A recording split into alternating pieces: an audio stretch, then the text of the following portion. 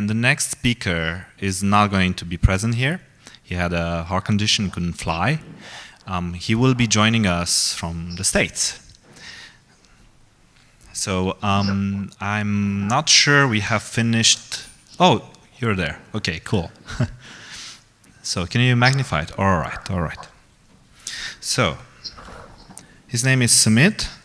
Sumit Pal. He is a big data and data science consultant working with multiple clients and advising them on their data architecture and big data solutions, as well as providing hands-on coding with Spark, Scala, Java, and Python. He's a big data visualization data science consultant and a software architect and big data enthusiast, and builds end-to-end data-driven analytics systems. He has more than 22 years of experience in the software industry in various roles spanning companies, from startups to enterprises. Sumit has worked for Microsoft in the SQL Server development team, for Oracle in the OLAP development team, and Verizon on the big data analytics team. In a career spanning 22 years, he has experience in building scalable systems across the stack, from middle tier, data tier to visualization for analytics and applications using big data. Sumit has deep experience in database internals, data warehouses, dimensional modeling, data science with Java and Python and SQL. So I hope you can hear us. Hi, good afternoon. Hi, good afternoon, and welcome to this talk. Thank you for the introduction.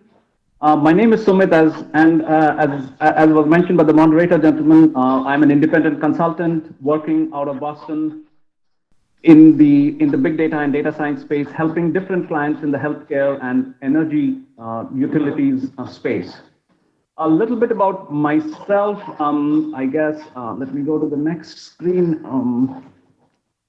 About 53 weeks back, I was 2/3 the way up on top of the world at Mount Everest Base Camp. And that was an exercise after I wrote the book you see on the right-hand side, which was published by A-Press. I escaped out after writing the book to this massive hiking trip.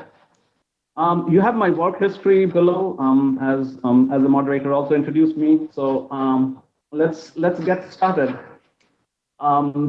Let's start with a smile. And for a while we thought that the world would be going more towards NoSQL, but SQL is making a comeback. I have about 70 slides here, and my idea is not to, go through all of them right now, but my idea was to prepare them so that you all can have this as a reference.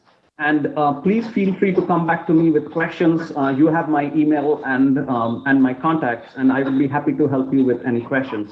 So let's get started. One of the things I have not done in this presentation is to show any presentation benchmark, because they get very varied across different products. It depends on the workload, as well as on the hardware, the architecture, and as well as your own personal workload. So on to the next screen. So these are some of the topics I would like to cover, and the contents of the slides are based on these. So why do we need to do SQL? So for a while, as I said, we were thinking about going the NoSQL world, where we were trying to build key value data stores, big data tables, then document-based searches and graph databases, which supported different models. But then we all found out that SQL was probably the ligua-franca for accessing all these different kinds of databases. And now we are again reverting back to using SQL on different kinds of databases. More and more data is getting stored on HDFS, S3, and the NoSQL databases. SQL is like one of the most popular data querying languages, especially for business analysts, for BI tools. And providing an access to SQL, providing access to all this data through SQL, the idea is to provide a scale that traditional databases really can't offer, in terms of they reach their ceiling in terms of the limits of their memory and CPU power. SQL and big data is also useful for us to prevent some of the data movements we do from typical operational data stores to analytic warehouses.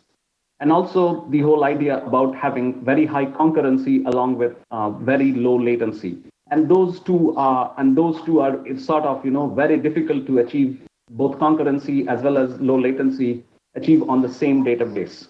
So the challenges are actually to build a database which has SQL engine, SQL access, which can provide both. So traditionally, when we have been doing analytics on large-scale data sets, to get high concurrency and low latency, we have been moving data from the operational systems to data warehouses, which were built on top of Oracle Exadata, Teradata, things like Greenplum and Netezza. But there is this whole value proposition now to moving this data to all the data to HDFS with the different Hadoop distributions, or even moving to NoSQL databases. It provides a very comparatively a cheaper opportunity to move all this data from expensive analytic engines to these kind of distributions on HDFS and NoSQL databases. The SQL and big data landscape is actually huge, and this is just a snapshot of what exists there right now. On the left, we have all the commercial tools, and on the right, we have the open source tools. I'm sure there are a whole lot of them out there which I have missed, but this is just a picture to show you how much competition is there in this market. The next slide shows a quick mind map about how we can achieve the different things for doing SQL and big data from an architectural perspective, how we build the engines, whether they are pure MPP engines, whether they are pure MPP plus index-based engines or MapReduce engines or in-memory based engines. Same for a lot of the innovations happening in this space in terms of building OLAP-based engines on big data, building probabilistic engines or GPU-based engines. And then what are the different workloads all these engines are trying to support, whether it's streaming workloads, ad hoc or interactive workloads, transactional workloads, or batch. And then on the left-hand side, we see all the different ways in which the different data sources on which we can do SQL on big data, whether it's on NoSQL databases like Mongo or Cassandra or Edgebase, or even on flat files, which have different encodings. The different workload types we have for having for doing SQL is actually divided into these four areas. Most of the areas are like solved problems, except the area which is orange shaded, which is actually the area where there is intense, fierce competition as to how we can reduce the latency by building SQL engines on really large-scale data sets, on really big data volumes, which approach terabytes and petabyte-sized data sets. So what are the architectural limitations and challenges for building such SQL engines? Let's take a look at those. Initially, the SQL engines were built with MapReduce and HDFS, Hive being the database which most people gravitate towards when they go into the big data world. MapReduce has very high latency because it's not optimized for the long data pipelines. It writes things onto the disk, and the moment you go to the disk, your latency really goes up. Disk I/O also, for doing this kind of work with MapReduce, it involves a lot of shuffling and sorting, which actually increases your latency again. And also HDFS, when it came out, it was a write-only, read many times, write once and read many times kind of a system. Though with HDFS 2.0, we are trying to build asset-based systems on top of it, asset semantics on top of it. There are a couple of different approaches to solving or to building SQL engines on top of HDFS. The first was Hive by translating SQL queries into equivalent MapReduce code. And this actually, again, introduced a lot of latency, as I said, because of disk I/Os, because of shuffling and sorting. The next way was with companies like Citus Data and Hawk, which they decided why not leverage the research which has gone into building relational databases for 45 years and put them all together with co-locate that relational engine with HDFS as a storage engine on the same node and try to build a SQL interface on top of it. The other way was like what we will see a little later about how Impala and Apache Drill works, where they have separated out, where they have decoupled the query engine from the storage. Storage is HDFS or a NoSQL database, while the query engine plainly handles a SQL queries, how to optimize it, how to parse it, and build the right kind of plans for faster access. And the last would be things like HP Vertica, which which leverages their own analytic engine and pulls the data from the storage. Again, it has decoupled the storage from the compute. But again, in this case, you have an RDBMS cluster. You have a Vertica cluster, which works with the Hadoop, with the HDFS cluster. But the data is again stored in their own proprietary format. So these are kind of some of the approaches to solving the SQL engines on large-scale data sets. The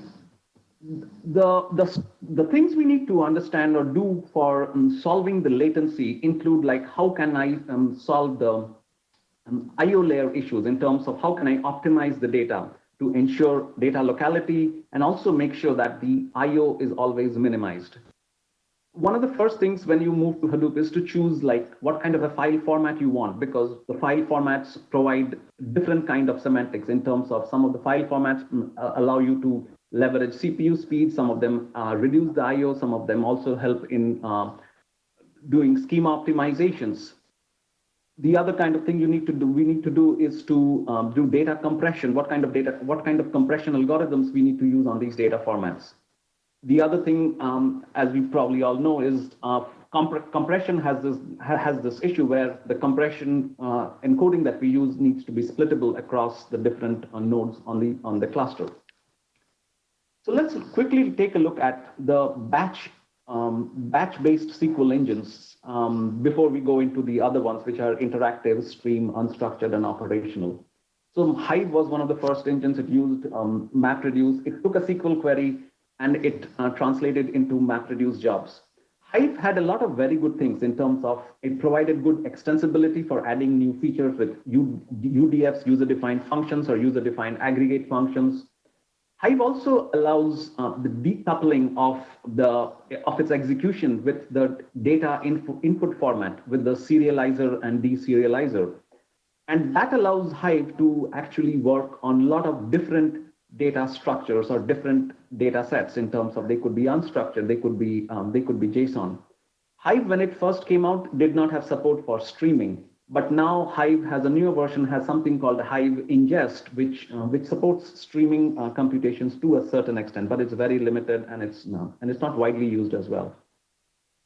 This is the Hive architecture, and you will see this kind of architecture across most of the SQL engines, which are MPP based, which are massively parallel based kind of engines. Here we have the Hive server, which is the central server, which gets the request from the client. Clients can connect through CLIs or BI tools or ODBC, JDBC drivers, and then the Hive server uses the metadata to do the query, to generate the query plan and do the optimization. And then those optimized query formats or fragments are passed on to the data nodes to provide the data locality. And then Hive uses the different database operators. It then uses the serializer, deserializer, which was specified, and then goes and accesses the data from HDFS, and the results again come back all the way into the coordinator, which aggregates the results and sends back the results. Let's take a look at some of the interactive engines in the space. These are some of the engines we'll quickly go through in this space. But before we go, Hive also has done a lot of optimizations in terms of increasing its speed. Hive current version is probably 2.4, which has done a lot of optimizations in terms of vectorization, where you are reading chunks of rows at a time rather than reading one row at a time and doing the processing. Hive already had partitioning and bucketing, and that can impact to a lot of extent on your query performance. If you have skewed data, it's better to use partitioning and bucketing together. And Hive also has always supported ORC file formats, which is the columnar storage format, to reduce I/O. And these optimizations in Hive, along with the columnar storage, provides quite a good amount of speed up even in existing MapReduce jobs. Hive has today with these two additions called TES, which was a couple of years back, 3-4 years back, and TES has now, and Hive also has added what is called as LLAP, which is live long and process, which is basically a caching layer on top of the data, so that all the data movement that happens between the different nodes don't go into disk, but they can be cached. So it combines these query servers and does an optimized in-memory caching to speed up the queries and provide low latencies. Also, this prevents one from launching. It prevents Hive from launching the JVM tasks again and again, because that itself has an overhead in terms of startup times. Most of the MPP engines are all Fullscan based on the Fullscan architecture, where if, for example, if you go to a library and start searching for and request the supervisor to get a book to you, what they could do, the whole idea of Fullscan is they can ask the other workers in the library to go parallelly and search across all the stacks of books. So that's typically how Fullscan works, where this animation is showing you if you have the data across the data nodes, you have the query executor engine sitting on each of these data nodes. They are co-located. When a query comes in, it goes to the query planning manager, which then siphons out the query, which fans out the queries to these executors. The executors get the data which is local to them, and then they communicate amongst themselves, which again happens which could happen again either through disk or through in-memory, and then get back the results to the query planner. And the size of this and the performance of this is based on the size of the data set. Impala is one of the SQL engines which basically evolved from Google's Dremel architecture. It's again an MPP based execution engine. It uses low-level virtual machine, which the big sounding word here means it does a lot of compilation at runtime to provide low latency. It has these three daemons called the Impala D, the state store, and the catalog. The catalog is the metadata, while Impala D is actually the query executor and the query coordinator. Impala actually has a very fast, efficient I/O manager, and Impala recommends to use a very certain Intel chipsets based on which are called a Sandy Bridge or Bulldozer, which take help of SIMD executions, which are inbuilt into the Intel chips for very fast I/O throughput. Impala again is not a database per se; it's just an execution engine. It is decoupled from the storage, so it really doesn't matter where your data is stored. Impala can work with HDFS. It can work with latest versions of Impala can work with flat files too. Impala can also work with a new storage engine which Cloudera has open source. It's called Kudu. Impala can also work with that. Impala does a lot of things to speed up the queries in terms of runtime code generation, where it replaces a lot of the virtual function calls with inline code, so that you don't have the overhead. The CPU doesn't go to the overhead of switching between different functions.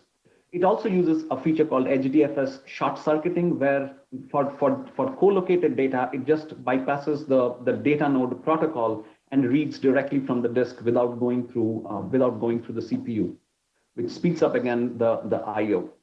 So this is how a typical Impala architecture looks like. This picture is from Cloudera. You see the Impala daemon, which includes basically the query planner, the query coordinator, and the execution engine, and then the storage could be either HDFS or it could be HBase, which again uses HDFS under the covers.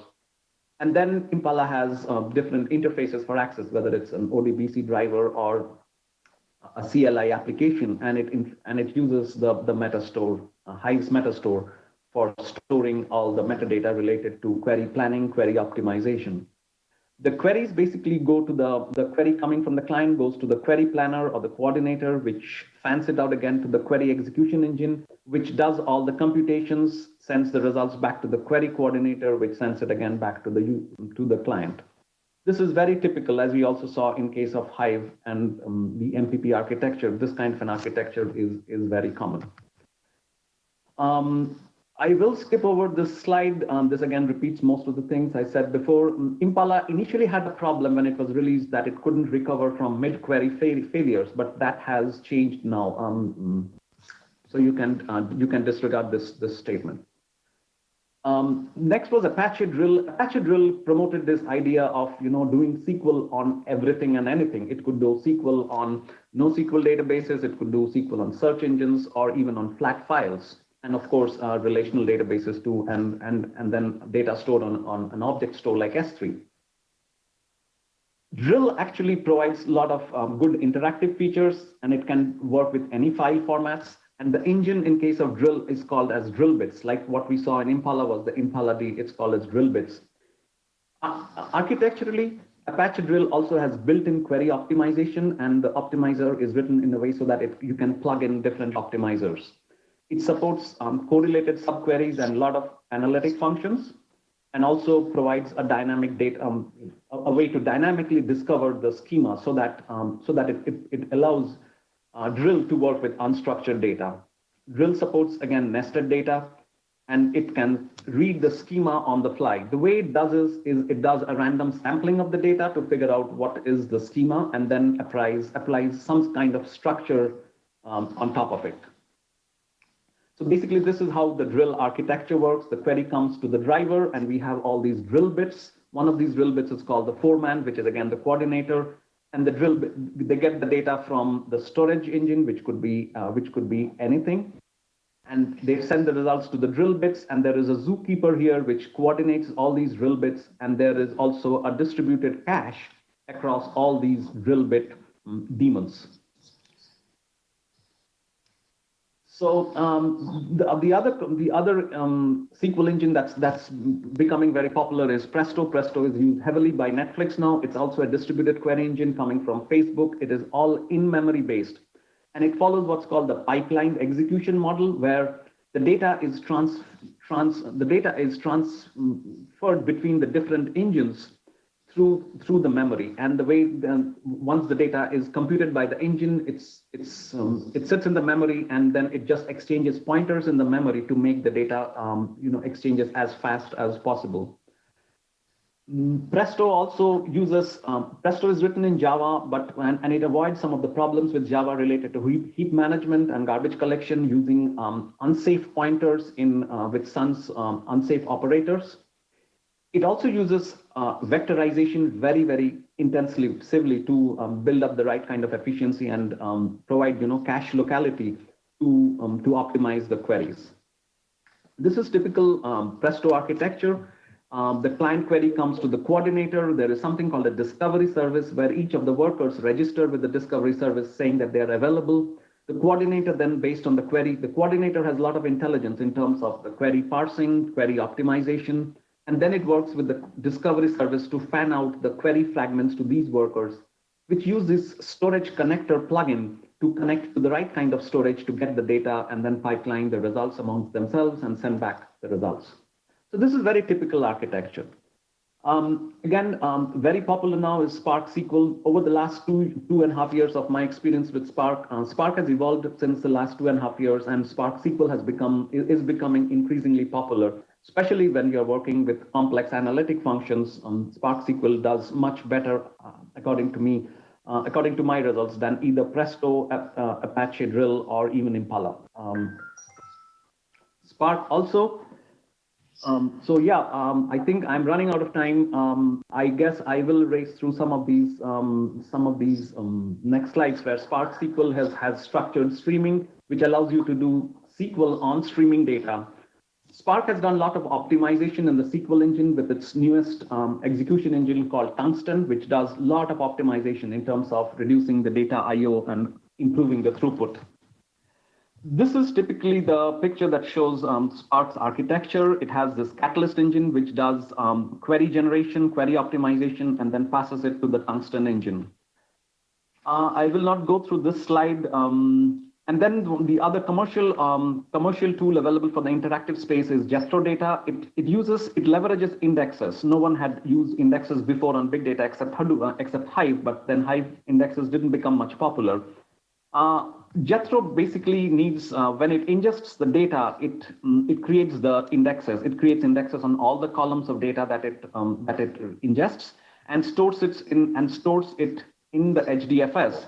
And Jethro needs its own. The own problem with Jethro is it needs its own cluster to run these query nodes as a cluster, and then it goes and reads the data from the indexes. All the indexes are created by Jethro as the data is ingested into the system. The problem with indexes is how do you update them? Updating indexes was not possible on HDFS and S3, but because they were again write once, read only kind of systems. But Jethro has come up with a patented way of merging the indexes once new data is ingested. SQL on unstructured data, as we saw before, we can do SQL on JSON data. This was a way of doing SQL on JSON with Hive, where you used these kind of UDFs called lateral views. Now SQL has made it. Now Spark SQL has made it very efficient to use SQL on JSON data. And the way Spark does it is it uses Jackson's libraries. It samples the data to figure out the schema and then passes it through the Spark optimizer and executes the results and returns the result sets. I guess I'll have a couple of minutes more. So streaming is, people want, with streaming data becoming so common, everyone wants to use SQL now. Everyone wants to use SQL even on streaming data. And what streaming data does is we don't have the concept of a static data here. What happens is the whole idea is reversed. Here we have static queries and the data is flowing through the static queries and results are being continuously generated. And the results are being continuously generated and written out to a data mart or wherever you have to. And most of the streaming SQL engines use what is called as lock-free data structures. They do a lot of in-memory processing because of fast processing, and also they use a lot of probabilistic algorithms like counting the distincts, doing hyperlog computations, and also doing count min sketch for figuring out probabilistic based similarity checks. Spark streaming basically that's the advantage of Spark. With the same kind of framework, you can do SQL on streaming data. You can do SQL even on graph frames. That's the newest version of Spark, has support for doing SQL on graph data. I will not go into pipeline DB. Operational data is also becoming very useful on Hadoop. Or rather, I should use the word on HDFS or big data now. Hive supports ACID transactions, but it's still not in use very much. And companies have built things on top of HDFS. There is this product called Tripodi from HP, which adds ACID support, which builds things on top of HDFS to provide ACID support. It takes SQL queries, translates them into HBase, scan APIs, and does a lot of things related to secondary indexing, skip scans, and it also supports primary keys and composite keys. So where all of this is going is providing SQL support on top on both operational data as well as for analytics. So I guess I'm not sure if I've already run out of time. This is the Tripodi architecture, where you see a very thin layer sitting on top of HDFS and HBase, where Tripodi does things through with HBase API, but its input, its interface is SQL. Same with Phoenix. Phoenix has the same concept as Tripodi. And finally, a couple of things. I'll probably take another minute. Companies are trying to develop OLAP solutions on top of Hadoop, open source products like Apache Kylin, as well as AtScale, which is a commercial company. They try to build OLAP cubes and accept SQL queries and build the cubes in such a way, in such an optimized way, so that it can accept a wide range of SQL queries. There is this engine that's called BlinkDB, coming from the same developers who built Spark. It's a probabilistic engine where you can do queries like this. Give me the results, but I need the results within 1 second. Or give me the results with some error thresholds, and it will do a lot of sampling to come back with the results. And GPU-based engines like MapD is becoming very fast because GPU does so much of faster processing than CPUs. With in terms of the number of cores they have on a single node. And MapD is not the only GPU-based engine. There are others like BlazingDB and Graphistry, BlazeGraph, and all that.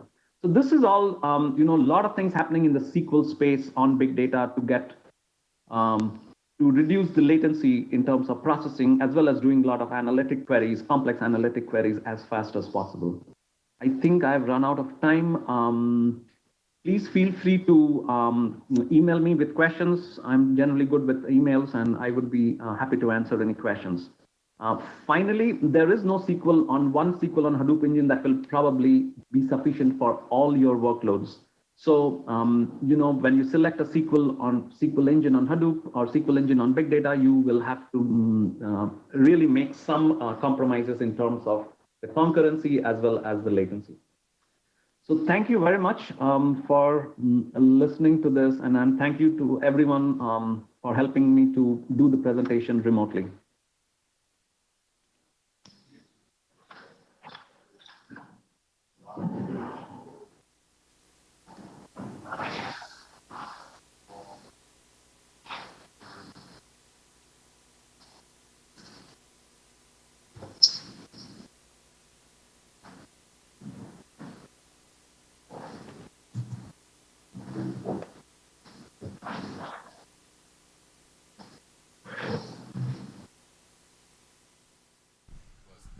It's on now. We've talked a lot about reading, but we haven't talked much about writing. Where have we got to with the latest technology around writing data to the big data stores in an efficient way?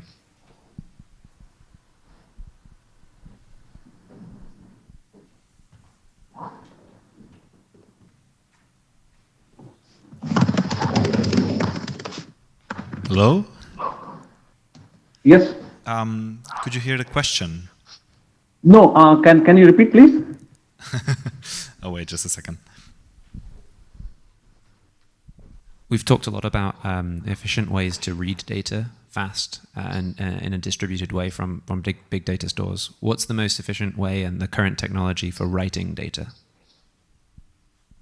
No, I couldn't get. I just got pieces of it. I couldn't get the core of the question. Sorry about that. Maybe if you are closer to the mic, it would help. So the question, I'm going to repeat it again, and then maybe we can give up. And the question is, how can we optimize writing data, not just reading it? If you want to optimize writing, NoSQL data stores like Cassandra and HBase really support very high throughput of writes. So Cassandra now has something called SQL, which is Cassandra query language, which is very much like SQL, which can do inserts and updates. So I guess that kind of an architecture is the right kind of one where you want to do really very high throughput writes. Does that help? He signals that, yes, it does help. So I think that's all we have time for today. Thank you very much for joining us. It was a very, very interesting presentation. Thank you. There's applause.